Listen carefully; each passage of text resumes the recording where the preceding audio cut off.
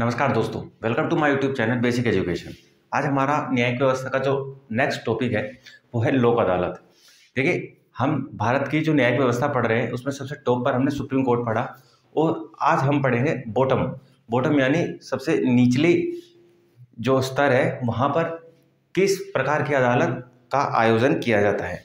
तो मैं आपको बताना चाहूँगा, हमारी न्यायिक व्यवस्था को आसान बनाने के लिए और कमज़ोर वर्गों को मुफ्त न्याय मिल सके, इसको देखते हुए भारत में लोक अदालत की व्यवस्था की गई है। लोक अदालत जो कि गांधीवादी दर्शन पर आधारित है। सीधा सीधा गांधी जी जिस तरीके से चाहते थे कि न्याय व्यवस्था या लोकतंत्र जमीनी स्तर पर जाए, तो उसी चीज़ को देखते हुए पंचायतों नगर पालिका का गठन किया गया, जिससे ये कह सकते हैं कि जो लोकतंत्र है वो जमीनी स्तर पर है। वैसे ही लोक अदालत भी जो न्याय व्यवस्था का एक आधार दिखाता है कि एक लोक अदालत जो है कहाँ तक हो सकती है, जमीनी स्तर तक हो सकती है। तो न्याय व्यवस्था हायर से लेकर लोअर तक आपको क्रम वाइज क्रम देखने को मिल जाती है। तो आज का जो हमारा टॉपिक है वो है हमारा लोक अदालत। लोक अदालत एक्चुअल में है क्या, तो मैं आपको बता दूं। लोक अदालत एक फोरम है।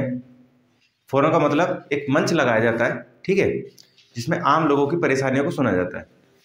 लोक अदालत एक फोरम है जहां लंबित मामले आते हैं। लंबित मामले से क्या समझते हैं आप?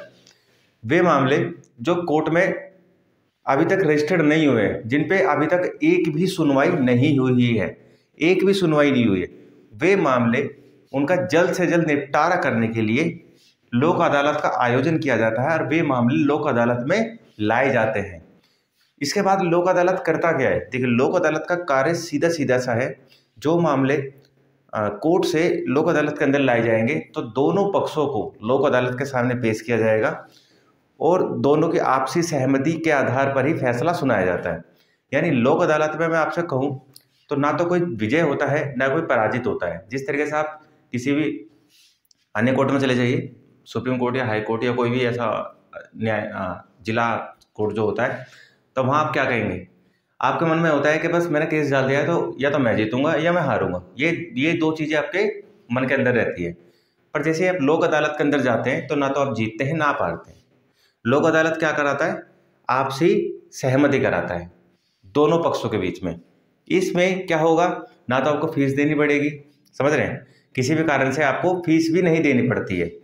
तो इसके बाद में अगला पॉइंट मैं बताऊंगा आपको, दोनों पक्षों के बीच समाधान निकालना।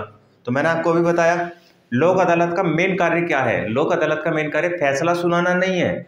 लोक अदालत का मुख्य कार्य यही है कि दोनों पक्षों के बीच समाधान निकाले, क्योंकि भारत में इतने मामले पेंडिंग पड़े हैं कोर्ट्स में कि सालों सालों भर उनकी सुनवाई नहीं हो पाती है। तो ये इन मामलों का जल्द से जल्द निपटारा किया जा सके, तो भारतीय संविधान में लोक अदालत की व्यवस्था की गई है। इसके बाद बात करें न्याय व्यवस्था का पुराना स्वरूप, यानी लोक अदालत कोई नई बात नहीं है, ये न्याय व्यवस्था का पुराना स्वरूप है जो हमारी भारतीय व्यवस्था में, हमारे सामाजिक व्यवस्था में, प्राचीन भारत में, यानी जब एंशियंट इंडिया की मैं बात करूं तो तब से हमें चीज़ें देखने को मिल जाती हैं। तो प्राचीन भारत में इसका स्वरूप मिलता है। यानी ये बात कही किसने कि न्याय व्यवस्था का पुराना स्वरूप है और ये प्राचीन भारत में देखने को मिलता है? तो सुप्रीम कोर्ट ने एक परिभाषा दी थी और उस परिभाषा में ये बोला था लोक अदालत को लेकर कि लोक अदालत न्याय व्यवस्था का पुराना स्वरूप है और ये प्राचीन भारत में भी प्रचलित था। अगर वो प्रचलित था तो उसको आज क्यों नहीं हम कर सकते हैं, न्याय व्यवस्था को बिल्कुल ही जमीनी स्तर पर लाने के लिए। इसके बाद में यह गांधीवादी दर्शन पर आधारित है, विच मीन्स मैंने आपको पहले ही बताया, गांधी जी चाहते थे कि लोकतंत्र और न्याय व्यवस्था बिल्कुल जमीनी स्तर पर आए और गांधी जी की धारणाओं को लेकर, गांधी जी की बातों को लेकर लोकतंत्र जमीनी स्तर तक पहुंचाया गया ग्राम पंचायत और नगर पालिका के द्वारा। और वही लोकतंत्र यानी न्याय व्यवस्था के रूप में, लोक अदालत के रूप में जमीनी स्तर तक पहुंचाया गया। इसके बाद बात करें, यह है कम खर्चीली, यानी इस पे लोक अदालत में जब भी कोई फैसला आपका आता है तो कोई आपको उस फैसले से संबंधित कोई भी फीस नहीं देनी पड़ती है। इसके बाद में यह त्वरित न्याय दिलाती है। त्वरित यानी जैसे ही फैसला आएगा तो आप समझ लीजिए, लोक अदालत में फैसले का मतलब क्या है? आपसी सहमति। तो दोनों पक्ष जितना जल्दी आपसी सहमत हो जाएंगे, फैसला उतना ही जल्दी हो जाएगा। इसके बाद बात करें कोई विजय नहीं या कोई पराजित नहीं। देखिए जब के अंदर जब जब तक किसी के भी अंदर ये भावना रहेगी कि मैं जीतूं या मैं हारूं, तो वो जो जीतने हारने वाली जो भावना रहती है, वो भावना से आपका केस ना लंबा खिंचता रहता है। एक पार्टी जो दूसरी होती है, वकीलों को पैसा खिलाते रहेंगे, भाई मैं जीतना चाहिए, दूसरा मैं भी जीतना चाहिए। अब दोनों जीतने के चक्कर में क्या केस लंबा खिंच जाता है। पर जहां बात आती है समझौते की, अगर समझौता दोनों करना चाहते हैं तो काम ऐसे हो जाता है, समझ रहे हैं। तो लोक अदालत क्या करती है, समझौता कराती है। इसके बाद में लोक अदालत 1982 गुजरात में स्थापित, यानी पहली बार अगर भारत में कहीं लोक अदालत आपको देखने को मिलती है तो कहाँ मिलती है, 1982 में। कहाँ पर, गुजरात के अंदर। तो अगर आपके एग्जाम में क्वेश्चन आ जाए कि पहली बार लोक अदालत को भारत में कहाँ स्थापित किया गया और कब स्थापित किया गया, तो पहली बार लोक अदालत को भारत में 1982 में गुजरात में स्थापित किया गया। इसके बाद बात करें वैधानिक सेवा प्राधिकरण 1987 द्वारा वैधानिक दर्जा, वैधानिक सेवा प्राधिकरण 1987 द्वारा वैधानिक दर्जा, यानी लोक अदालत जब स्थापित किया गया तो उस समय भारत में इसको वैधानिक दर्जा प्राप्त नहीं था। पर जिस तरीके से ये फेमस हुआ, लोगों को ये पसंद आने लगा, लोगों के जो पेंडिंग केसेस थे वो जल्द से जल्द निपटाए जाने लगे। तो सरकार को लगा कि जब ये फोरम इतना अच्छे से कार्य कर रहा है तो क्यों ना इसको एक वैधानिक, एक स्टैट्यूटरी बॉडी बना दिया जाए। तो इसको वैधानिक दर्जा दिया गया। और कौन सा, वैधानिक सेवा प्राधिकरण 1987 के द्वारा लोक अदालत को एक वैधानिक संस्था बना दिया गया है आज की डेट में। तो ये तो था लोक अदालत और लोक अदालत से संबंधित जो भी टिप्पणियां या लोक अदालत के कार्य होते हैं। अब बात करेंगे लोक अदालत में किस प्रकार के मामले लाए जाते हैं। आइए अब देखते हैं लोक अदालत में कौन कौन से मामले लाए जा सकते हैं। तो लोक अदालत में मामलों की बात मैं करूं, सबसे पहला मामला है विवाह संबंधी मामला। विवाह संबंधी मामला यानी आप डोमेस्टिक प्रॉब्लम कह सकते हैं, डोमेस्टिक जो हिंसा होती है, घरेलू जो हिंसा होती है, उसको लेकर जो मामले होते हैं वो मामले लोक अदालत में लाए जा सकते हैं। मारपीट के मामले समझ रहे हैं, तलाक से संबंधित मामले नहीं, मारपीट के मामले। इसके बाद आपराधिक मामले। अब आपराधिक मामले में ये नहीं है कि किसी ने किसी का मर्डर कर दिया है तो वो अपराध होता है। अपराध आपस में लड़ाई झगड़ा भी होता है, तो उसको भी हम अपराध ही बोलते हैं। तो वो छोटे लड़ाई झगड़े के मामले या छोटे मोटे जो विवाद हो चुका है, वो उन विवादों के मामले भी लोक अदालत में लाए जा सकते हैं। इसके बाद है भूमि अधिग्रहण मामले। तो देखिए कुछ बाहुबली लोग होते हैं, अपनी शक्ति का प्रदर्शन करते हैं भाई, तो किसी भी मजबूर आदमी की जमीन पर कब्जा कर लेते हैं। तो इस तरीके का कोई कब्जे वाला जो केस है या फिर भाई भाई का आपस में कोई भी ऐसा विवाद है प्रॉपर्टी को लेकर, तो वो सभी कहाँ जा सकते हैं, मामले लोक अदालत के अंदर जा सकते हैं। इसके बाद श्रम विवाद, यानी कोई प्राइवेट कंपनी है और वहाँ के जो मजदूर है किसी कारण से वहाँ पर जो उनको तनख्वाह मिलती है उसको लेकर विवाद चला हुआ है, बोनस को लेकर विवाद चला हुआ है और वो उसका फैसला नहीं हो पा रहा है, तो उसका फैसला या वो विवाद कहाँ पर आ सकता है, लोक अदालत के अंदर। और उसका क्या होगा, फिर उस पर फैसला सुनाया जाएगा दोनों पक्षों की सलाह, दोनों पक्षों की सहमति के बाद में। इसके बाद में कर्मचारी क्षतिपूर्ति, यानी कोई भी व्यक्ति किसी भी कंपनी का, किसी भी संस्था का कर्मचारी है और उस व्यक्ति के साथ में कोई भी ऐसी दुर्घटना घट जाती है, अगर कंपनी दुर्घटना घटने के बाद उस कर्मचारी के साथ में न्याय नहीं कर रही है तो वो मामला लोक अदालत के अंदर लाया जा सकता है। लोक अदालत दोनों पक्षों की सहमति के बाद में कर्मचारी क्षतिपूर्ति का जो मामला है इसका निपटारा करेगी। इसके बाद बात करें बैंक वसूली के मामले। तो देखिए बैंक क्या काम करते हैं, अगर आपने बैंक से लोन लिया है तो बैंक क्या आप लोन टाइम पे नहीं चुकाएंगे तो आपकी कुर्की कर लेगा। अब उससे क्या होगा, आप परेशान हो जाएंगे। तो अगर आपके साथ ऐसा कुछ हो जाता है या आपके लोन देने या कुछ भी किस्त में कोई भी इंस्टॉलमेंट में प्रॉब्लम हो जाती है तो उसके मामले कहाँ जा सकते हैं, सीधा लोक अदालत लेके जा सकते हैं। अदालत मत जाइए डायरेक्ट, वहाँ आपका समय खर्च होगा, पैसा खर्च होगा और पता नहीं कब तक आएगा रिजल्ट। पर लोक अदालत जाइए, दोनों पक्षों की सहमति पर वो फैसला सुना दिया जाएगा। इसके बाद में बात करें पेंशन और आवास बोर्ड, यानी पेंशन को लेकर कोई दिक्कत है या आपका जो रहन सहन है, जहाँ पर रहते हैं आवास, उसको लेकर कोई दिक्कत है तो पेंशन बोर्ड या आवास बोर्ड से संबंधित कोई भी मामला कहाँ जा सकता है, लोक अदालत के अंदर जा सकता है। इसके बाद बात करें उपभोक्ता शिकायतों के मामले। उपभोक्ता कंज्यूमर्स जो होते हैं, कंज्यूमर यानी हम लोग, आम भाषा में अगर कहें हम लोग घर से बाहर जाते हैं, दुकानों से, मार्केट से जाके चीज़ें खरीदते हैं।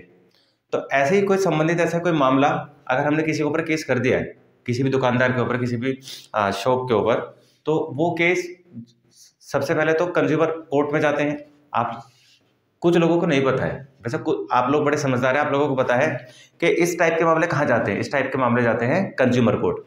परंतु कुछ मामले ऐसे भी हैं जो कहाँ जा सकते हैं, आपके उपभोक्ता से संबंधित मामले लोक अदालत में। कंज्यूमर कोर्ट क्या है? कंज्यूमर कोर्ट वही है कि एक हारेगा एक जीतेगा, समझ रहे हैं। पर कुछ मामले ऐसे होते हैं कि दुकानदार और ग्राहक के बीच में आपसी विवाद हो जाता है और इस विवाद को लेकर वो चले जाते हैं अदालत में। अदालत में उनका टाइम खर्च होगा, पैसा खर्च होगा, पता नहीं कब तक रिजल्ट आएगा। तो दोनों के दोनों, जो ग्राहक है और जो दुकानदार है, दोनों के दोनों लोक अदालत चले जाएं और वहां जाके इस फैसले का निपटारा कर लें। तो इस टाइप के मामले उपभोक्ता अदालत में या उपभोक्ता शिकायत के मामले लोक अदालत में जा सकते हैं। इसके बाद बात करें बिजली टेलीफोन बिल, यानी बिजली जो होती है, बिजली से संबंधित कोई भी मामला, टेलीफोन बिल से संबंधित कोई भी मामला कहाँ जा सकता है? लोक अदालत जा सकता है। इसके बाद नगर पालिका संबंधित मामले, नगर पालिका के द्वारा अगर कुछ भी ऐसा मिसहैपनिंग होती है या कुछ भी किसी भी व्यक्ति के साथ में जो नगर पालिका के अंदर कुछ भी ऐसा कार्य करा जाता है जो हमारे संविधान में अनुचित है, या फिर एक समाज में जो समाज का निर्माण हम लोगों के द्वारा किया गया है, उस समाज में कहीं ना कहीं उस चीज़ को ठेस पहुंचाने की कोशिश की जाती है, तो ऐसे मामले कहाँ जा सकते हैं? नगर पालिका संबंधित मामले कहाँ जा सकते हैं? आपके लोक अदालत में। इसके बाद बात करें कि कोई भी मामला जो न्यायालय के अधिकार क्षेत्र में आता है, लोक अदालत में नहीं लाया जा सकता है। यानी कोई भी मामला अगर न्यायालय के क्षेत्र अधिकार में आता है तो वह लोक अदालत में नहीं लाया जा सकता। तो ऐसे मामले कौन कौन से होंगे? तो देखिए, अगर बात करें वैवाहिक जीवन का टूटना, यानी तलाक जिसकी बात करते हैं, तो तलाक से संबंधित मामले कहाँ जाएंगे? सीधा फैमिली कोर्ट जाएंगे, लोक अदालत नहीं आएंगे। मैंने आपको पहले बताया जो विवाद संबंधी मामले, यानी पारिवारिक विवाद जो मैंने बताया, तो पारिवारिक विवाद से संबंधित जाएंगे। परंतु जब तलाक की बात आ जाएगी तो कहाँ जाएंगे? फैमिली कोर्ट में। लोक अदालत का कोई अधिकार क्षेत्र नहीं होगा। अब बात करें, जैसे मैंने आपको बताया था, आपराधिक मामले, आपराधिक यानी लड़ाई, छोटे मोटी लड़ाई झगड़े के मामले। पर बात हो जाए मर्डर की, जिसपे 302 या 307 लग रहा हुआ आईपीसी का, उसमें क्या होगा? यानी वो मामले लोक अदालत बिल्कुल भी हैंडल नहीं करेगा। वो मामले कहाँ जाएंगे? सीधे कोर्ट के अंदर जाएंगे। तो इस टाइप के मामले लोक अदालत हैंडल नहीं करता है।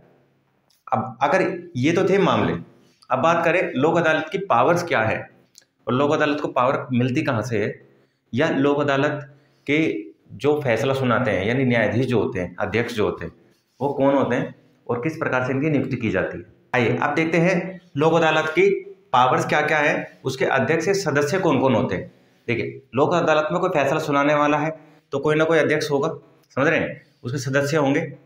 उसके बाद में पावर्स क्या क्या है, शक्तियाँ क्या क्या है लोक अदालत की, हम पहले भी एक बार वर्बली में बता चुका हूँ, एक बार यहाँ मैंने लिख भी दिया है, तो आप लोग देख लीजिएगा, ठीक है। आप लोग इसको नोट भी कर सकते हैं।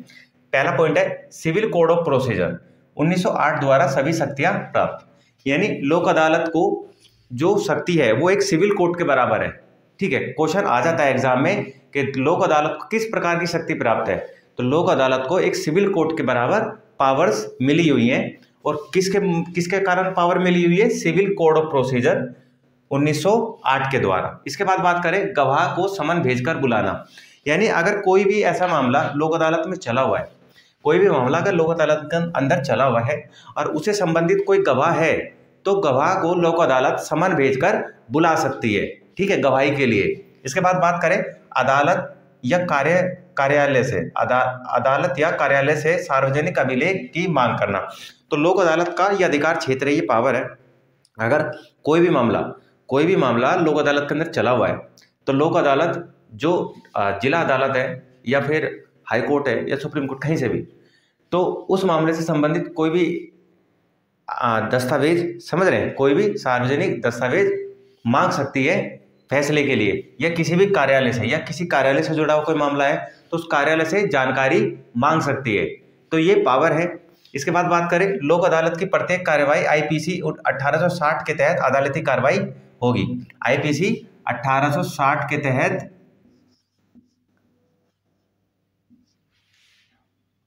ये लीजिए, आईपीसी 1860 के तहत क्या होगी अदालती कार्रवाई, यानी लोक अदालत के द्वारा जो कार्रवाई चलाई जाती है वो कोई ऐसा नहीं है कि भाई नॉर्मली चल रहे हैं, जो भी कार्रवाई इसके अंदर चलेगी वो एक अदालती कार्रवाई होगी। और ये अदालती कार्रवाई का जो स्टैंप लगा हुआ है इस पर, कहाँ से इसको माना जाएगा, तो आईपीसी की 1860, आईपीसी 1860 के द्वारा जो भी कार्रवाई होगी लोक अदालत की कार्रवाई यानी अदालती कार्रवाई मानी जाएगी।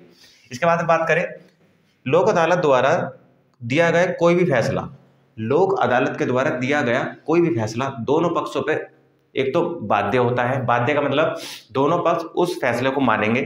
दूसरा, जब ये फैसला दे दिया जाता है तो ये फैसला अंतिम होता है, समझ रहे हैं, अंतिम का मतलब समझ रहे हैं, अंतिम ये होता है कि ना तो इसमें किसी की हार होती है और ना ही किसी की जीत होती है, दोनों ही पक्ष सहमति से इस फैसले को मानते हैं। यानी अगर एक बार दोनों पक्षों ने सहमति से इस फैसले को मान लिया है तो भारत में कहीं भी किसी भी स्तर पर जाकर इस फैसले के विरुद्ध अपील नहीं करी जा सकती है। तो अगर मैं सिंपल सी भाषा में आपको समझाना चाहूँ तो मैं ये कहना चाहूँगा कि लोक अदालत के द्वारा दिया गया कोई भी फैसला, लोक अदालत के द्वारा दिया गया कोई भी फैसला अंतिम होता है और भारत में किसी भी अदालत में इसके खिलाफ अपील नहीं करी जा सकती है। इसके बाद बात करें पावर्स सिविल कोर्ट के बराबर, तो मैं आपको यहाँ भी बता चुका हूँ कि जो लोक अदालत के पास जो पावर होती है, शक्तियाँ होती है, वो किसके बराबर होती है, सिविल कोर्ट के बराबर होती है। इसके बाद बात करें लोक अदालत के अध्यक्ष पद पर रिटायर डीजे और एडीजे, डीजे एडीजे यानी डिस्ट्रिक्ट जज और एडिशनल डिस्ट्रिक्ट जज। तो ये क्या होते हैं, यानी लोक अदालत के अध्यक्ष पद पर कौन होते हैं, तो जो व्यक्ति जिला न्यायाधीश रहा हो या अतिरिक्त जिला न्यायाधीश रहा हो, एडिशनल डिस्ट्रिक्ट जज यानी जिला न्यायाधीश और अतिरिक्त जिला न्यायाधीश रहा हो और रिटायर हो गए हो, अभी अपने पद पर कार्य नहीं कर रहे, रिटायर हो गए, तो उन व्यक्तियों को क्या कर सकते हैं, लोक अदालत में अध्यक्ष पद पर नियुक्त किया जा सकता है।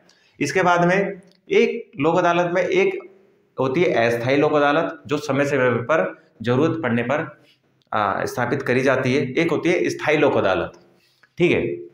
तो स्थायी लोक अदालत जो होती है इसमें जो मामले लाए जाते हैं, देखिए पावर और शक्तियाँ और कार्यशैली सबकी सब बिल्कुल सेम है स्थायी लोक अदालत की, जो मैं आपको समझा चुका हूँ पहले भी।